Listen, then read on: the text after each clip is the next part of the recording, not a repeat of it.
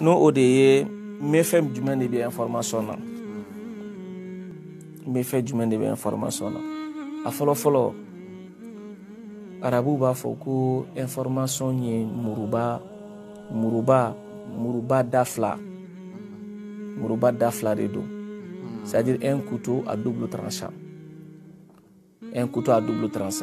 soit avec ɲɛni kɛ soit avec tiɲɛni kɛ. C'est ça la communication. Mun de kosɔn Allah subhanahu wa ta'ala y'a fɔ ko ni information nana ko aw k'a traiter fɔlɔ yanni aw ka girin ka a fili. A fɔlɔ ye jumɛn ye? Effet fɔlɔ min b'a la o de ye ka maaw jawuli. A bɛ se ka mɔgɔw jawuli information na, a bɛ mɔgɔw jatigɛ information na. Bon jawuli ni jatigɛ a conséquence ye jumɛn ye? Mɔgɔ si t'a danyɔrɔ dɔn.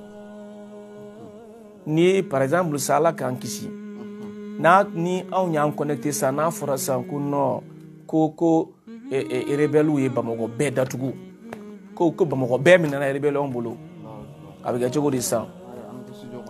Non seulement an minnu bɛ yan an b'a ɲini fɔlɔ an bɛ bɔ cogo di, ça c'est un.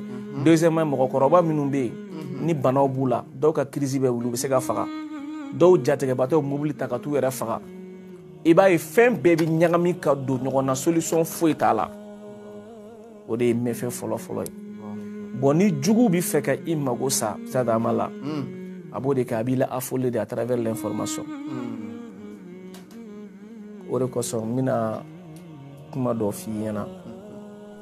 N'i y'a ye an ka autorité de la transition u ko ka RFI datugu, ko ka France 24 datugu, u m'a kɛ dɔwɛrɛ kama o, parce que ni aya min f'i ye an tusibu qawman bi jahala, o mɔgɔ ninnu ka baara kun y'o de ka maaw bila fili kɔnɔ,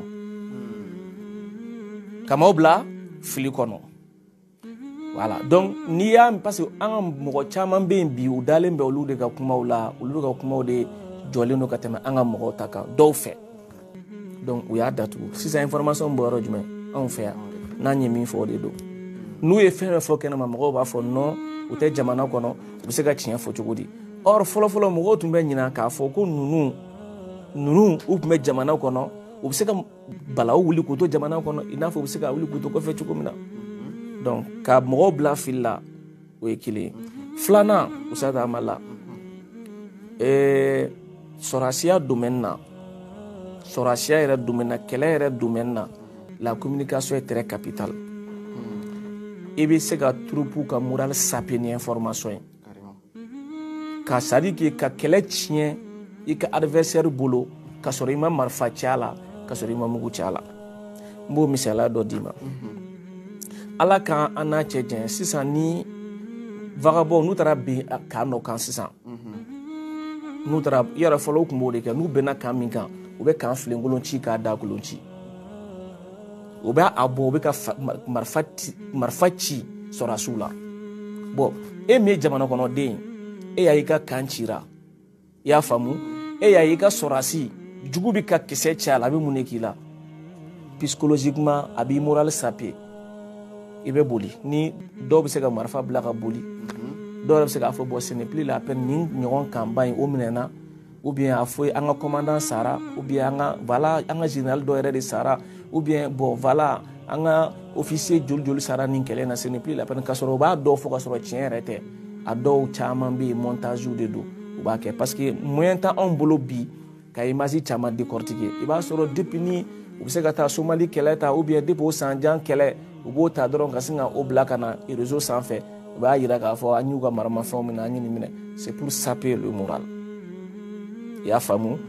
Voilà. Donc sabanan ye jumɛn ye ni bi na o de bɛ kɛ, o de ye ka terrain préparer pour que se ka intervention kɛ mɔgɔ wɛrɛ ka jamana kan.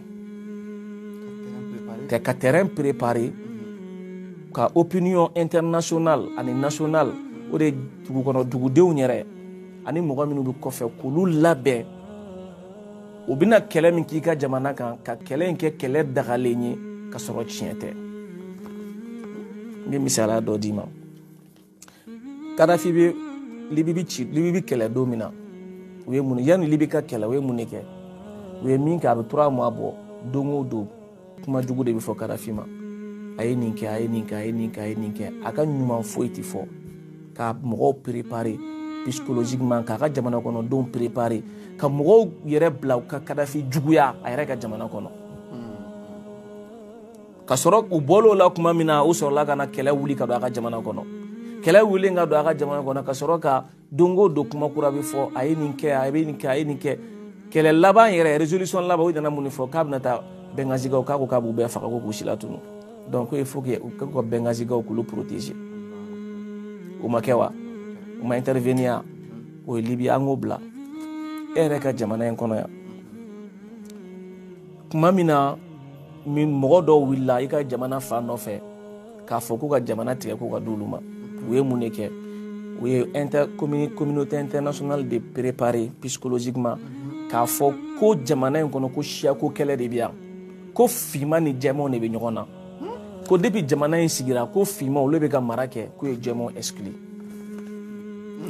ko finmanw bɛ fɛ de k'u ka jɛmanw si latunu u y'o de la travailler tu vois comment est-ce que ils ont y'a préparé pour que diɲɛmɔgɔw bɛ se ka sɔn pour que diɲɛmɔgɔw bɛ se ka sɔn sadama la k'a fɔ kɛlɛ min bɛ ka kɛ jɛmanw ni finmanw ni ɲɔgɔn cɛ ko tiɲɛ de don objectif ye jumɛn ka se ka jamana tilan ka bɔ ɲɔgɔn na u mago bɛ yɔrɔ min na k'o di ninnu ma donc ka nin fana di ninnu ma c'est ça ni yɛrɛ ni de problème yɛrɛ information na donc o de kosɔn u b'a fɔ information communication n'a bɛ kɛ objectif dɔ de b'a kɔfɛ sadama la communication bɛ kɛ objectif dɔ de b'a kɔfɛ n'e bɛ wajulu kɛ e ka wajulu ye communication dɔ de mais i b'a sɔrɔ thème dɔ de b'i bolo tiɲɛ tɛ wa o thème in tɛ silamɛ bɛɛ concerné o i b'a sɔrɔ e masala ni i ye jɛnɛya ta sisan n'i ye jɛnɛya ta sisan i b'i ka jɛnɛya wajulu kɛ jɛnɛya ti bɛɛ intéressé o mais a bɛ thème jumɛn a bɛ jɔnw de intéressé minnu b'a la kelen minnu bɛ fɛ ka don a la fila a bɛ olu intéressé donc i b'a ye e bɛ kuma jɛnɛya min fɛ min ye kɔlɔlɔ min b'a la a bɛ fɛn min se mɔgɔ ma e b'o communication de kɛ parce que hakili dɔ de b'i la i ka se ka na nɔ dɔ bila mɔgɔw la min b'a to u bɛ se ka jɛ jɛnɛya kɔ minnu fana b'a la u bɛ se k'a bila cogo min na o la communication a bɛ dépend communication bɛ kɛ ni objectif min ye o sadama la i y'a faamu donc o de kosɔn sisan n'i ye anw yɛrɛ ka jamana in lajɛ sisan i b'a ye k'a fɔ n'i k'i bɛ segin ka taa Mali la n'i seginna ka taa kɔfɛ san 3 dɔrɔn i b'a sɔrɔ bi Mali ni kunu Mali tɛ kelen yɔrɔ ka jan trop an fana c'est comme si sisan génération fana ye communication faamu u bɛ opinion préparer psychologiquement pour que combat min bɛna mɛnɛ sini ma kana kuma o de kɛra an ka nin transition in ka avantage o sadama la c'est que mɔgɔ dɔw bɛ yen olu bɛ ka population de préparer psychologiquement à toutes les actions de l'État. O de kosɔn État mana fɛn min poser dɔrɔn a tɛ bali mɔgɔw la hali i b'a sɔrɔ il peut y avoir des groupes minnu kan t'a la mais n'i ye majorité ta k'a lajɛ i b'a sɔrɔ majorité bɛ a adhérer mun de y'o kɛ parce que u y'a dɔn k'a fɔ que le socle même d'une gouvernance c'est la communication et c'est pas la n'importe quelle la bonne communication.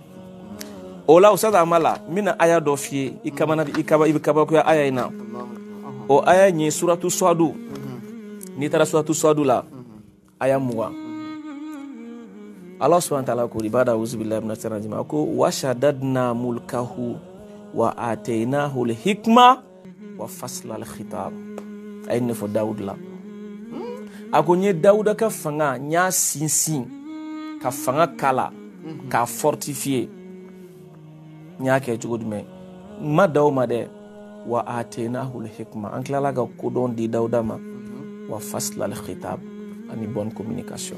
Allahu Akbar. Communication koforai. Il y a 1400 ans. Oui. Bonne communication. C'est dire que Allah kunye kabako di Daouda ma na kume kuma abara kanga kuma chugumi akanga kuma jonfe kuma kanga sigi yoro ma bo bela jelendo. C'est ce qui a fait que aka mara kera kabako marai amanye Allah e segere fo nyaka fanga sinsin nya sinsin a secret kunye jumɛn secret fila la sagesse et la bonne communication. Alors de Daouda ma la sagesse et la bonne communication. Donc o la gouvernance ou gouvernance n'a be diɲɛ kɔnɔ ni bi fɛ i ka lafiya ni fɛn fila de ka k'i la il faut être sage. Sagesse kɔrɔ ka mɔgɔ tɛ girin ko bɛɛ la ni ko nana dɔrɔn i bɛ jateminɛ de kɛ ka jateminɛ kɛ n kan ka réagir wagati jumɛn n kan ka réagir cogo jumɛn na. Usama la dɔw bɛ sɔn k'a fɔ k'i fana ye dɔɔni minɛ et transition mɔgɔw bolo bi parce que i ka bi wala na tila bɛɛ ye u ka majamu ye silamɛ ye an bi tiɲɛ de fɔ an bɛ tiɲɛ de fɔ silamɛya kan ka tiɲɛ de fɔ i b'a dɔn Usama la ni mɔgɔ minnu filɛ n'an kunna bi Ala ye kabako dɔ de d'u ma min y'a to u bɛ ka diɲɛ bɛɛ kamanagan. Ça c'est la sagesse. Ils sont très sages. Depuis u nana fo bi u ma action foyi posé internationalement ko fa yira la. Depuis u nana u ye kɛlɛ fɛn fɛn kɛ u y'a bɛɛ gagné. Ka sɔrɔ u ye amala gɛn ka sɔrɔ u ma fɔ amala taa so. U ye amala bila amala yɛrɛ dimina komi n ka minɛnw ta ka taa so.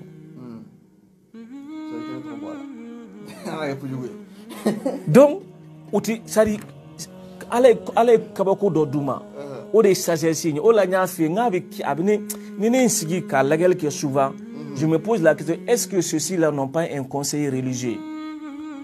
Est-ce que mɔgɔ dɔ t'u bolo dugu la mɔgɔ min bɛ kuranɛ in dɔn i ko kabako n'o bɛ ka kuranɛ ginuma yɔrɔw bɔ k'a fɔ ninnu ye wa? Parce que o bɛ ka action fɛn fɛn kɛ ni aya min f'i ɲɛna nin ye tan Nabilayi Dawuda ka masa Ala ko n y'a fortifié ni jumɛn ye sagesse et la bonne communication. A b'i kɔnɔ u bɛna kuma min fɔ wagati min u t'o fɔ wagati a b'i kɔnɔ u bɛna agi cogo min u tɛ agi ten i b'u neni ka fɛn bɛɛ kɛ u tɛ kuma i hakili t'a la wagati min u kan ka min kɛ u b'o kɛ wagati. C'est ça être sage. Et communication ɲɛnama de b'u bolo. Ils ont compris le rôle de la communication. Et même peut-être ils parlent pas mais mɔgɔ baden de bɛ yen bi minnu bɛ k'u kɔkɔrɔma don à travers le volet de la communication. F'a bɔra anw yɛrɛ la ka kɛ diɲɛ mɔgɔ bɛɛ ye. Diɲɛ mɔgɔ bɛɛ bɛ k'a fɔ karisalakaw ka ɲi karisalakaw ka ɲi. Est-ce que o bɛ se ka wari di diɲɛ bɛɛ ma?